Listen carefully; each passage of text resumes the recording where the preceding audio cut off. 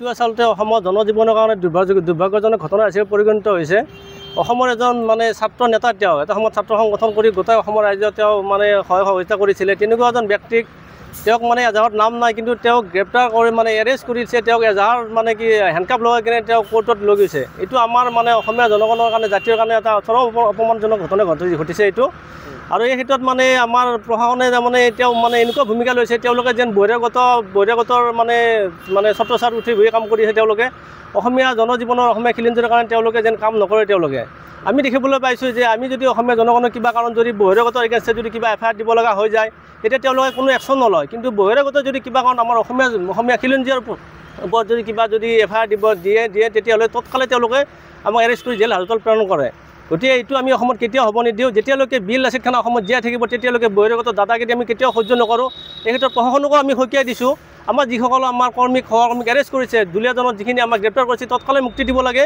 গতিকে যদি মুক্তি নিদিয়ে গোটেই অসম তীব্ৰ আন্দোলন গঢ়ি লৈ উঠিব, এইটো স্পষ্ট কৰি দিছোঁ। গতিকে তেওঁলোকে যদি অতি সোনকালে আমাৰ মানে প্ৰশাসনিক সচিব শৃংখল চলিহাক মুক্তি কৰি দিয়ে।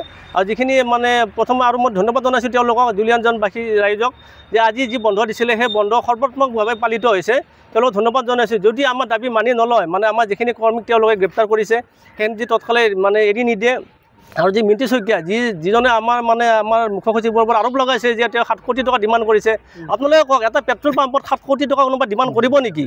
সেইটো এটা বাজেট আছিলে আমাৰ যিটো যোৰহাটৰ মেলেং মেটেলিত যিটো অৱস্থিত আমাৰ মানে বীৰ লাচিত খানৰ সমাধি ক্ষেত্ৰ, সেইটোত মানে আমি 7 কোটি টকাৰ ষ্টিমেট বনাইছিলোঁ। সেই ষ্টিমেটৰ কপি আমাৰ হাততো আছে। সেই কপিত আনি তেওঁলোকে গাঁঠি দি আমাৰ বীৰ লাচিত খানক বদনাম কৰিব, এইটো আমি কেতিয়াও সহ্য নকৰোঁ। গতিকে মিণ্টু শইকীয়াৰ ওপৰত আমি গোটেই অসমত এজাহাৰ দাখিল কৰিছোঁ।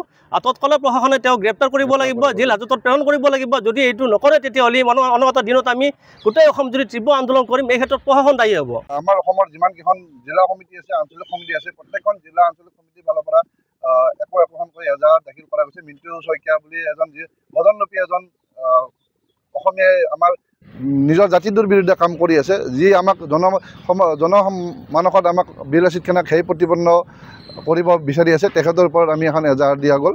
আৰু এই সংক্ৰান্তত আমি এটা কথা, আজি যিটো আমাৰ দুলীয়াজনৰ বন্ধ কাৰ্যসূচী ৰূপায়ণ কৰিছিলে, আৰু তাতে গৈ আমাৰ প্ৰায় 2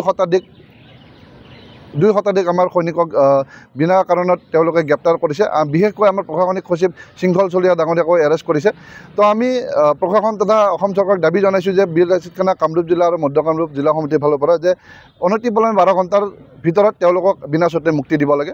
আচলতে আমি কোনো জাতি বিৰোধী কাম কৰা নাই, যিমান হওক আমাৰ জাতিটোৰ হৈ কাম কৰি আছোঁ। আমি বিচাৰোঁ যে আমাৰ নতুন প্ৰজন্মই যাতে আমাৰ এই আজন্ম গৃহভূমিত মূৰ তুলি জীয়াই থাকিব পাৰে, যিকোনো ক্ষেত্ৰতে মূৰ তুলি জীয়াই থাকি স্বাভিমানে জীয়াই থাকিব পাৰে। আমি তাৰে ক্ষেত্ৰত এক সুস্থ পৰিৱেশ গঢ়িব বিচাৰি আছোঁ, আৰু আমি সেই প্ৰতিজ্ঞাত আমি দৃঢ় প্ৰতিজ্ঞ।